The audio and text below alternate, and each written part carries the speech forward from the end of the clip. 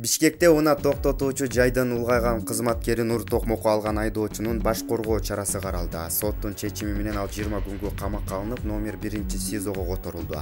Бул тууралуу бүгүн 29-сентябрда Pressa.kg Бишкек шаардык ички иштер башкы башкармалыгынын басма сөз өкүлү Мира Абдылдаева билдирди. Маалыматка ылайык айдоочунун баш коргоо чарасын Свердлов райондук соту карап чыгып, аны 20 күнгө СИЗОго камакка алуу чечимин чыгарды.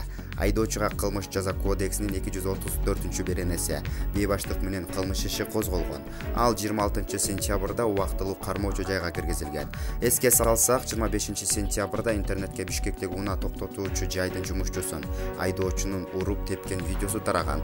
Интернет колдонуучулар улгайган кишини ур токмокко алган айдоочуну жоопко тартууну талап кылышкан. Булак Pressa.kg.